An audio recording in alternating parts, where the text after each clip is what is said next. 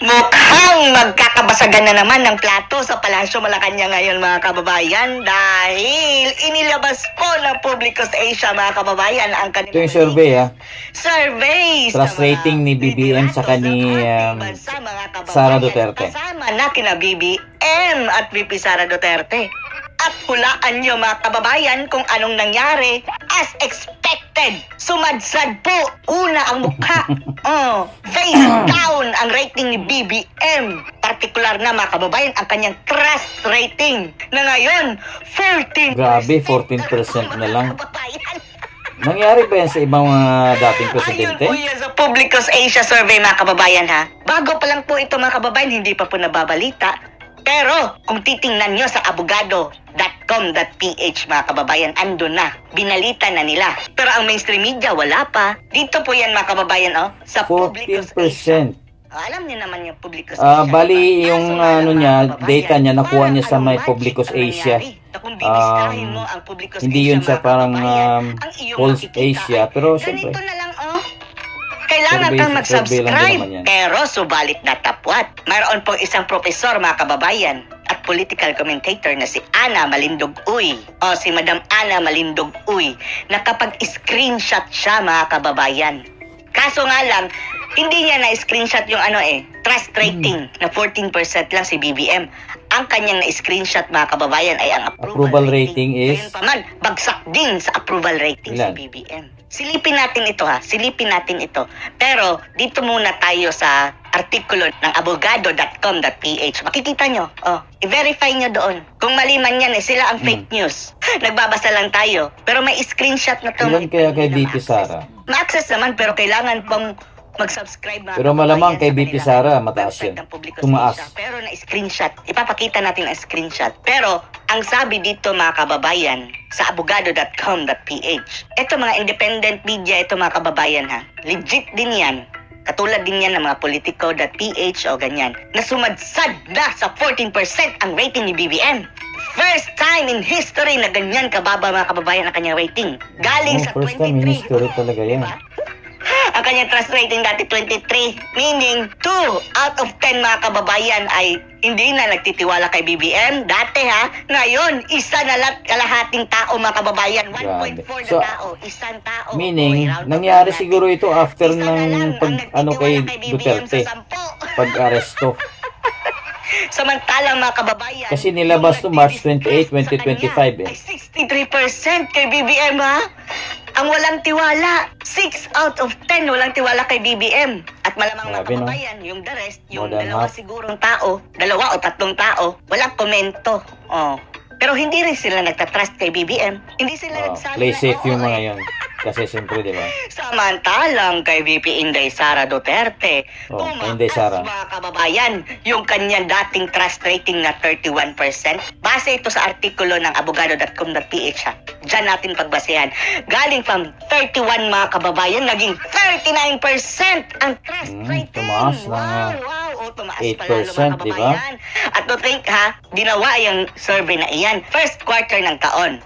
Ewan na natin kung tapos na ba na aresto si Tatay Digong noon. Dahil napulido mga kababayan pag-aresto ni Tatay Digong, parang nasemento malamang kung ginawa itong survey nito after nung pag-aresto kay FPRRD, malamang tumaas lalo yan. Ito naman, approval rating. Ito lang ang na-screenshot ni Madam Ana Malindog-Uy Tingnan nyo sa kanyang mga kababayan Facebook account. Iba yung trust rating sa approval rating, guys Tingnan natin kay BBM. Pasok! Hindi ito ang trust rating na kababayan yung 14. Ang na-screenshot nila, approval rating. Iba din yan, trust and approval. Dito mga kababayan, approval, bumagsak din mga kababayan. Pero kahit pa 19 pa rin, mababa pa rin. From 33 to 19. Mga kababayan, galing, ikumpara natin last year, First quarter last year, 44. Second, 44. Third quarter last year, 43. Last quarter last year, 33. At ngayon, first quarter mga kababayan, is getting pababa ng pababa. 19 na lang yung disapprove niya is 57. Samantalang 57% ang disapprove. Ouch! Aroy. Oh, 57. Oo. Majority sa mga Pilipino, mga kababayan, ang disapprove kay BBM. 24 yun, 24 mga kababayan. Ano yan? Tapos Walang yung opinion. 24 na yan, yung mga ano pa yan. Malamang disapprove din yan. Oh. No comment yan. Kawawa na lang, no? So, almost 2 na lang sa 10 mga kababayan. Nag-a-approve kay BBM, samantalang kay VP Sara, ha? O, kay VP Sara, o, eto. VP Sara Duterte. Yun, 42% yung approval rating from 37. Pa rin yan. Tingnan nyo, ikumpara natin last year, yung naka-dim light doon, mga kababayan. From 53, naging 46, naging 40, bumaba mga kababayan, naging 37 last year dahil kasagsagan niya sa paninira nila eh. Pero, napuno na ang mga tao mga kababayan, enough is enough. First quarter this year, Yun yung time na 42%. inaano siya, akusahan siya nung, Pero I mean, meron pa rin mga 37 mga kababayan ang yung di-disapprove sa impeachment. kanya. Siguro malamang ito yung mga tao mga kababayan na nagoyo pa rin. At hindi naman natin talaga sigurado itong mga survey dahil posible rin mayroong bias. Pero masasabi natin dito sa Publicus Asia mga kababayan, kumpara doon sa Okta Research, SWS, Pulse Asia, mas okay ito. Lalo na yung The Stratford, Diyos mio. Mataas pa rin. Ikumpara mo kay Ngagnag mga kababayan, ang 19. Kahit pa'y doblehin. Talo pa pero rin mas sa known pangat. kasi yung mga At tingnan Pulse nyo, mga Asia, kababayan, yun yung kay mga Cheese sikat na mga Escudero. Diba? survey, Ang yabang ni Cheese mga kababayan, firm, na siya daw ang most firm ba trusted matawagin? and most approved na government official. Noong una pa niyang naupong naging waiter mga kababayan, naging Senate President from 58, naging 47, naging 41, naging 32. Ngayon, 31 na lang. Mas marami Waiter. ang disapprove. Kasi 33. sa yung kinuhanan ng one Waiter. Pababa rin yan First mga kababayan. lady. Lahat Saka sila binalik din pababa. sa kanya, And parang then si waiter lang Romualdez Martin Tambaluslos Romualdez. 14% lang ang approve. Ay, nasurpresa na tayo mga kababayan. Mayroon pa bang nag-a-approve dito kay Romualdez? Ang undisapprove mga kababayan, tumataging ting na 56%. Grabe. Meron naman. Ibig sabihin nito mga kababayan, sinusuka na sila. Later. Sinusuka na sila. Ang Chief Justice, wala tayong pake, hindi naman ito politician, ang Chief Justice. Pero, aside doon mga kababayan sa approval rating, ang talagang very, very, very bad news para kay Ngagba at good news para sa atin mga kababayan, yung trust rating niya. 14 na lang. Ni minsan mga kababayan, hindi yan natikman ni PRRD. Bumaba si PRRD na malamang diba, 80 kung level mga kababayan, before ito 80% nung ang pag-aresto, kanyang trust at approval rating.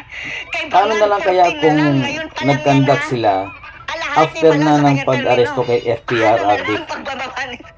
Diba? Pagbaba na nito, baka 0 na. 1 na lang siguro. Mag-negative pa. Kapag net satisfaction rating ito mga kababayan, wala na. Negative na yan kay Ngagba.